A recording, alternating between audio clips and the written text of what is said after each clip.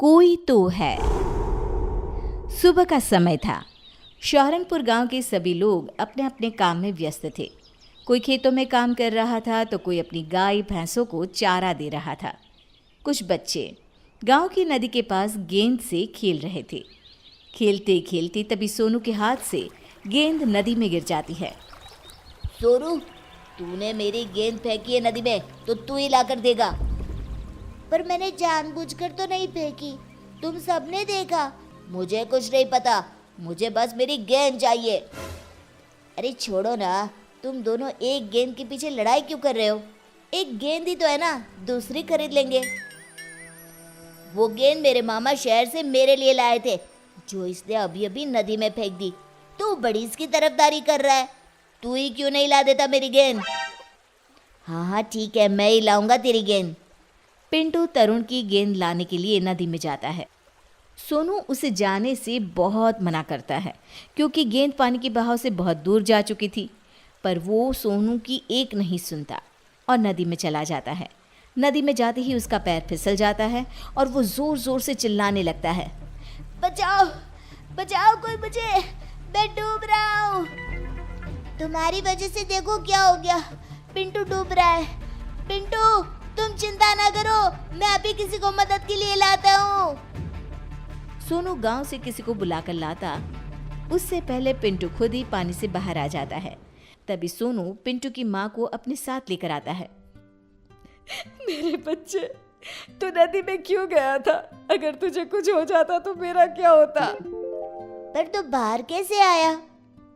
मुझे ऐसा लगा जैसे किसी ने मुझे पकड़कर नदी से बाहर निकाला है, पर जब मैंने अपने पीछे मुड़कर देखा तो वहाँ कोई नहीं था। पर माँ, सच में कोई तो था। अरे किसी ने भी बचाया हो, मेरा बच्चा बच गया, बस मुझे और क्या चाहिए। चल अब घर चलते हैं। बात को टालते हुए रामती और बाकी बच्चे वहां से अपने अपने घर चले जाते हैं। अगले दिन सुबह सुबह कल्लू अपनी पत्नी को खूब मार रहा होता है क्योंकि एक तो उसने नशा किया हुआ था, ऊपर से आज रेखा से सब्जी में थोड़ा नमक तेज हो गया था। इतना घटिया खाना कौन बनाता है? आज से तू इस घर में नहीं रहेगी, निकल जा यहाँ से। मुझे माफ कर दीजिए, आगे से मैं ध्यान से खाना बनाऊंगी, बस मुझे घर से ना निकालिए। अरे क्यों मार रहा है बेचारे को? ऐसा उसने क्या कर दिया जो उसे मारे ही जा रहा है? इसको बिल्कुल भी खाना बनाने नहीं आता, कभी मिर्ची तेज कर देगी तो कभी नमक। इसका मतलब तू उसे मारेगा? अरे कभी कभी तो हमसे भी खाना अच्छा नहीं बनता, हमारे पति तो हमें बिल्कुल नहीं मारते। पर मैं आज इसे नहीं छोड़ूंगा, ये तभी सुधरेगी। कल्लू अपनी पत्नी पर जैसे ही हाथ उठाने वाला होता है, कल्लू के सर पर पीछे से कोई थप्पड़ मारता है। कल्लू पीछे मुड़कर देखता है तो पीछे कोई नहीं होता। वो फिर अपनी पत्नी पर हाथ उठाता है, अब के उसे पीछे से कोई तेज धक्का देकर नीचे गिरा देता है। कौन है जो मुझे मार रहा है? पास में पड़ा डंडा अचानक हवा में उड़ते हुए आता है और कल्लू को जोर जोर से मारने लगता है। पूरा गांव ये दृश्य आंखें फाड़ फाड़ कर देख रहा होता है। अरे अरे अरे, कौन है जो मुझे इतना मारे जा रहा है? दिखाई क्यों नहीं देता तू? मैं अब कभी अपनी पत्नी को नहीं मारूंगा, जैसा बनाएगी वैसा ही खा लूंगा चुपचाप। अब मुझे छोड़ दो। कल्लू के इतना कहने पर डंडा रुक जाता है और नीचे गिर जाता है। उसकी पत्नी उसे उठाकर अपने साथ घर के अंदर ले जाती है। ये तो चमत्कार ही हो गया, ऐसा तो मैंने कभी नहीं देखा। आखिर ये कैसे हो सकता है? सामने कोई दिखाई नहीं पड़ रहा था और डंडा अपने आप कल्लू को पीटे जा रहा था। कुछ भी हो भीमा भाई, जो हुआ बहुत अच्छा हुआ। गांव के सभी लोग वहां से चले तो जाते हैं, पर रोज गांव में ऐसी ही घटना होने लगी जिसमें गांव वालों को शक होता है कि कोई तो है पर दिखाई नहीं देता वो। कुछ दिन बाद मनोरमा के झोपड़े में अचानक आग लग जाती है। उसके साथ उसका 2 साल का बच्चा भी अंदर झोपड़े में ही होता है। बचाओ बचाओ, कोई हमें! आग आग! अरे गांव वालों, मनोरमा बहन के झोपड़े में आग लग गई है, जल्दी आ जाओ। अगर इस आग को जल्दी से नहीं बुझाया तो मनोरमा और उसका बच्चा इसी आग में जलकर मर जाएंगे। उसका पति भी घर पर नहीं है। अरे वो तो खेत पर है। बातें बनाना बंद करो और जल्दी से इस आग को बुझाओ, जल्दी करो। आग इतनी तेज थी कि काबू में नहीं आ रही थी। हे भगवान बचा ले, अब तेरा ही सहारा है, मेरे बच्चे को बचा ले। तभी एक जोर का झोंका आता है आंधी का, धूल भरी, उसमें ढेर सारी रेत और मिट्टी थी। गांव वाले अपनी अपनी आंखें बंद कर लेते हैं क्योंकि आंधी में उन्हें कुछ भी दिखाई नहीं पड़ रहा था। तभी वो धूल भरा झोंका मनोरमा के झोपड़े से टकराता है। मिट्टी और रेत की वजह से आग बुझ जाती है और मनोरमा अपने बच्चे को लेकर बाहर आ जाती है। ये तो चमत्कार ही हो गया। एक पल में आंधी आई और आग बुझाकर चली गई।